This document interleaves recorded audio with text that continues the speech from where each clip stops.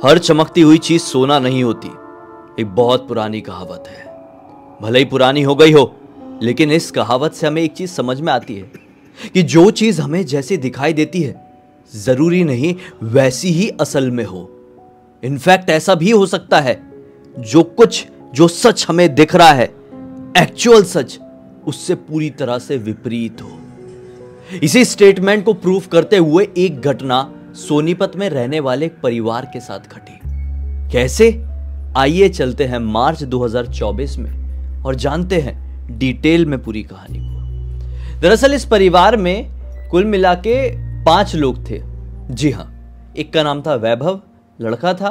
वैभव का छोटा भाई, मम्मी, पापा और दादी। इनका पूरा परिवार सोनीपत में तो रहता था, लेकिन जो कुछ रिलेटिव्स थे वो दिल्ली में रहते थे।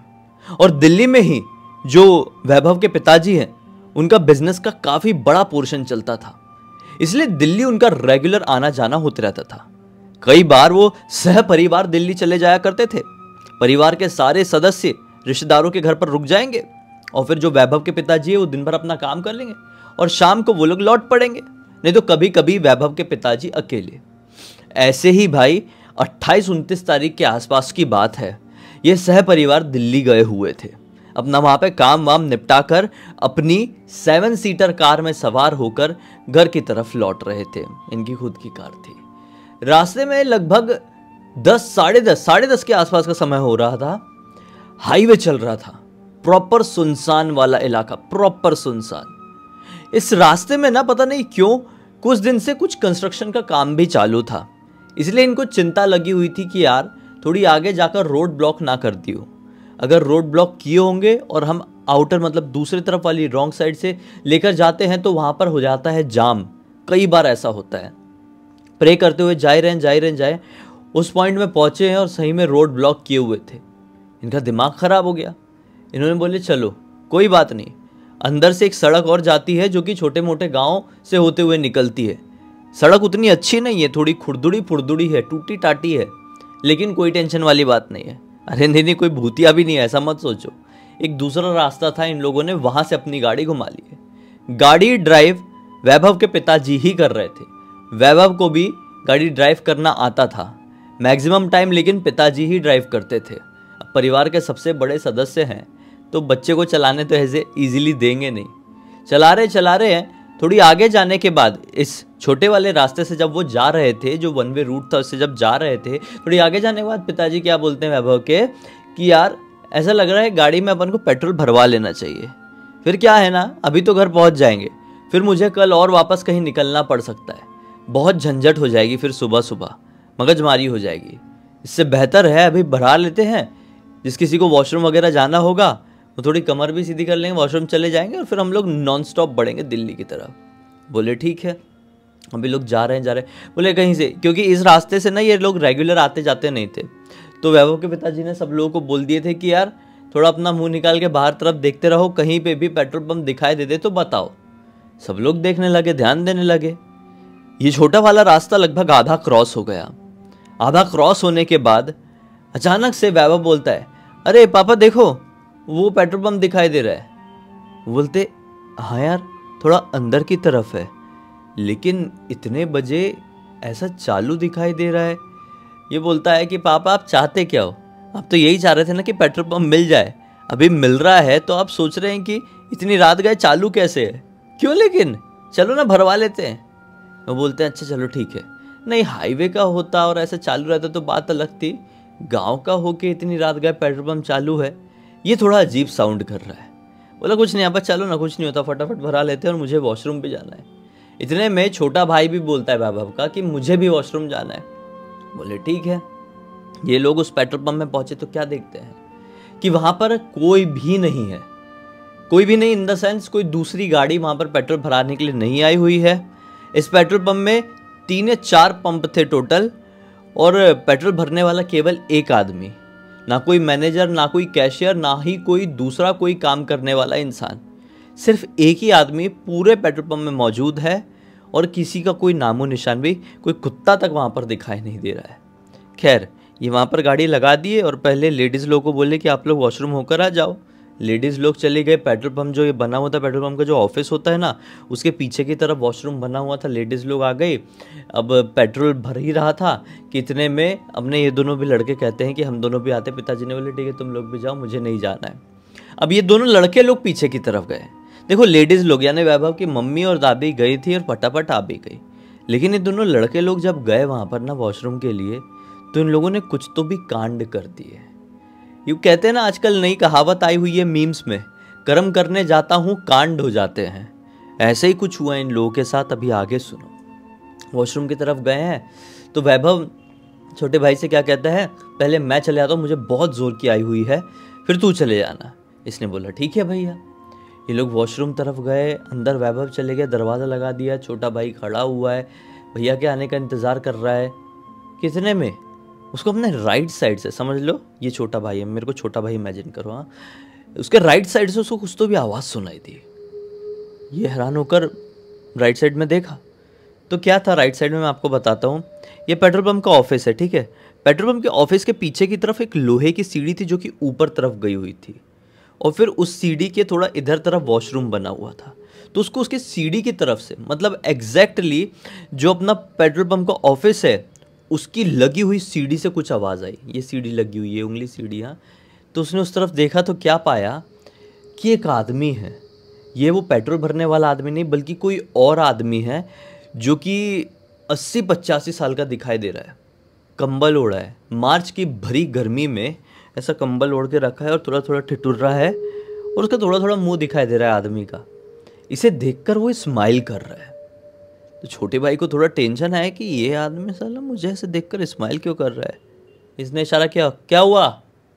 वो आदमी कुछ रिस्पॉन्स नहीं दिया, कुछ बोला नहीं, मतलब सिर्फ ऐसा रिस्पॉन्स दिया, क्या? तो आदमी ने कुछ भी नहीं बोला, सिर्फ उसे देखकर स्माइल कर रहा है। इसने इग्नोर किया और वैभव के निकलने का इंतज़ार करने लगा। वैभव शायद 1 नंबर नहीं 2 नंबर गया होगा, उसको टाइम लग रहा था। इतने फिर से कुछ तो भी, जैसे लोहे की सीढ़ी है तो लोहे की सीढ़ी में कुछ ऐसी आवाज़ आई, जैसे वो आदमी लोहे की सीढ़ी के पास जो खड़ा हुआ है वो कुछ बजाकर छोटे भाई को अपनी तरफ देखने के लिए बोल रहा है। फिर छोटे भाई ने उस तरफ देखा, क्या पाया, अब वो आदमी उसे देखकर स्माइल करके अपनी तरफ बुला रहा है। सोचा क्या हो क्या गया, वो आदमी फिर से बुला रहा है इधर। इसने सोचा बेचारे किसी मदद की ज़रूरत है, देख के जाता हूँ, सीढ़ी चढ़ के देख लेता हूँ। ये सीढ़ी चढ़ने लगा। जैसे ये सीढ़ी चढ़ के उस आदमी तक पहुँचा है, वो आदमी समझ लो ऑफिस की छत में खड़ा हुआ था ना, वो दौड़ से नीचे गिरा। दौड़ से ये चढ़ा ही है, उस तक पहुँचा ही है, उसके सामने एकदम आया ही है कि ऐसे दौड़ करके गिर गया, जैसे इंसान ना हो, जिंदा लाश हो। ऐसे ही खड़ा हुआ था और जैसे ही ये पहुंचा ऐसा गिर गया। ये देखते रह गया, बहुत जोर से घबरा गया और तुरंत किनारे में जाके देखा जहां पर वो आदमी गिरा था, तो क्या पाया, वहां पर तो नरकंकाल पड़े हुए। ये बहुत जोर से डर गया, बोला शिट, ये आदमी अभी जस्ट यहीं पर गिरा था नीचे, और अब मैं नीचे झांक कर देख रहा हूं तो वहां पर वो आदमी नहीं बल्कि नरकंकाल दिखाई दे रहा है। ये क्या रिएक्ट करूं क्या नहीं, उस समय समझ नहीं पा रहा था कि इतने में इसको पीछे चिल्लाने की आवाज आई वैभव की, ए ऊपर क्या कर रहा है भाई तू? ये पलट कर देखा, कुछ नहीं भैया, आ रहा हूं, आजा आजा जल्दी नीचे आ। ऐसे ही किसी के भी ऑफिस के ऊपर नहीं चढ़ते हैं, चला नीचे। छोटा भाई था, बहुत छोटा नहीं था, बड़ा ही था, समझ लो ये कह सकते हैं कि 18-19 साल का। वो उतर कर आ गया, बोला जा वॉशरूम जा। वैभव ने बोला जा जल्दी जा, फिर जाना है। ये वॉशरूम अपना गया, ये पीछे से पापा की हॉर्न मारने की आवाज़ सुनाई देने लगी, P P P P P P P. ये दोनों समझ गए कि अरे पापा अब जाने के लिए बोल रहे हैं। ये लोग जल्दी जल्दी आए।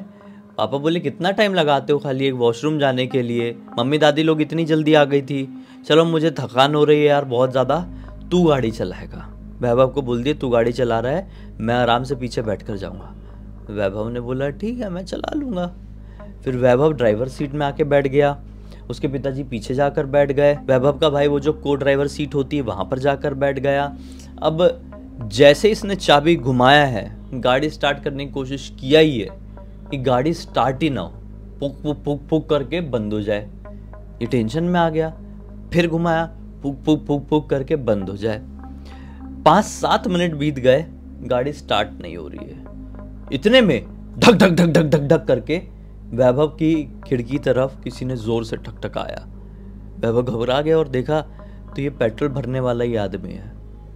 अभी तक वो जो वैभव का भाई है ना, उसने कुछ भी रिएक्ट नहीं किया है। वो अलग ही सदमे में खोया हुआ है, वो बस ऐसा बैठा हुआ है। खैर वो दरवाज़ा उस पेट्रोल भरने वाले ने खटखटाया, वैभव ने देखा, कांच नीचे किया, बोला क्या हो गया? बोला क्या हो गया भाई साहब, गाड़ी चालू नहीं हो रही है क्या? मैं निकल रहा हूँ, मुझे लेट हो रहा है, ऐसा पेट्रोल पंप वाले ने बोला। तो वैभव बोलता है कि ठीक है आप निकल जाओ, गाड़ी थोड़ी ठंडी पड़ गई होगी, पता नहीं क्या रीज़न है, गाड़ी स्टार्ट हो जाएगी, ऐसा कई बार कर देती है गाड़ी, हम निकल जाएंगे, आप जाओ। वो आदमी निकल गया, पेट्रोल पंप वाला। अब पेट्रोल पंप पूरी तरह से सुनसान। यहाँ पे वैभव का परिवार अपनी गाड़ी में सवार है और भाई बिल्कुल ऐसे ही बैठा हुआ है, एक कोने में बस ऐसे ही देख रहा है। स्टार्ट नहीं हो रही। वैभव ने बोला अपने भाई को कि यार एक बार सामने जाके बोनट खोल के देखना, कोई प्रॉब्लम तो नहीं है। तो भाई कुछ रिस्पॉन्स नहीं दे रहा है, ऐसे ही बैठा है। वैभव रुका, भाई क्या हो गया, बोनट जाकर देखना। हाँ, क्या बोले?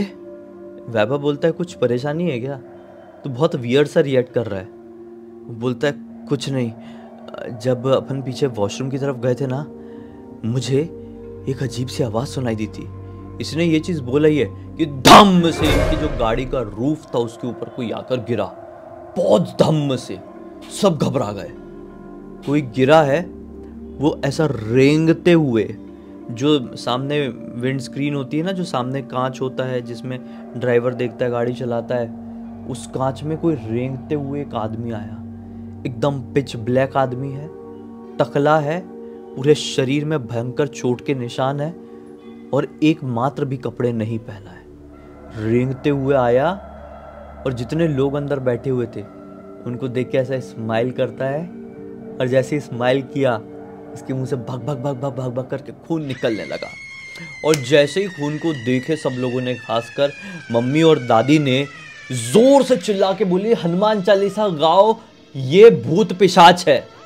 सब लोग आंख बंद कर लिए, जय हनुमान ज्ञान गुण सागर करके हनुमान चालीसा चिल्लाना शुरू कर दिए। बहुत जोर जोर से बोल रहे हैं हनुमान चालीसा, बहुत जोर जोर से गा रहे हैं। कितने में इनकी गाड़ी ऐसी जोर से हिली और वैभव के भाई के कान में एक आवाज सुनाई दी, जिंदा रहना चाहते हो तो अभी के अभी यहाँ से भाग जाओ, वरना बहुत बुरा होगा। फुसफुसाने की आवाज सुनाई दी है, गाड़ी के अंदर ही है वैभव का भाई। उसने चिल्लाया, भैया जल्दी चलो यहाँ से। वैभव ने आंख खोला, सबने आंख खोले, सामने वो एंटिटी नहीं दिखाई दे रही है, वो भूत पिशाच जो गाड़ी के ऊपर आकर गिरा था, अभी बोनट में बैठकर इनका ऐसा दांत दिखा रहा था, खून दिखा रहा था, वो नहीं है। वैभव ने चाबी घुमाया, गाड़ी स्टार्ट हुई और ऐसा एक्सीलेटर दबाया, पूरा दबा दिया, ऐसा भगाया है, गाड़ी भगाया है कि सीधे ये लोग सोनीपत में आकर अपने घर के सामने ही रुके। बहुत डरे हुए थे। गाड़ी के ऊपर थोड़ा वो बोनट में वो जो हंसा था उसका खून भी आया था। जल्दी साफ़ करने की सोचे, कपड़े वपड़े साफ़ कर रहे हैं। औरतें लोग, मतलब मम्मी दादी लोग अगरबत्ती ला के गाड़ी में ऐसा उतारने लगी कि गाड़ी में कुछ लग तो नहीं गया है, पता नहीं कौन आ गया था, क्या चीज़ था वो। कितने में वैभव का भाई पूरे परिवार को सारी बात बता देता है कि जब वो वॉशरूम की तरफ पीछे तरफ गया था तो उसे क्या दिखाई दिया था, उसके साथ क्या क्या हुआ था। साथ ही साथ उसने ये भी बताया कि मुझे कान में एक आवाज़ भी सुनाई दी थी। वो आवाज़ ये थी कि तुम सब मरोगे आज रात, ऐसी आवाज़ सुनाई दी थी। मतलब बताते हुए मेरे गूज़बम्स खड़े हो रहे हैं। उसको कान में ऐसा किसी ने ऐसा फुसफुसाया, तुम सब मरोगे आज रात। और वो जो आदमी था वो फिर धड़ से ऐसा करके गिरा था। वो छत से नहीं गिरा था क्या, वो जो बुढ़ा आदमी उसे ऐसा ऐसा करके बुलाया था, फिर ये गया था, तो इसको पहले फुसफुसाने की आवाज़ सुनाई दी और फिर ये गिरा था। शायद वो आदमी ने ही उसको ये बात बोला था। शायद वो घबराहट के कारण समझ नहीं पाया था कि आवाज़ कहाँ से आई है, लेकिन वो आदमी बिल्कुल इतना सामने खड़ा हुआ था, समझ लो इतना सामने, और फिर आवाज़ सुनाई दी थी।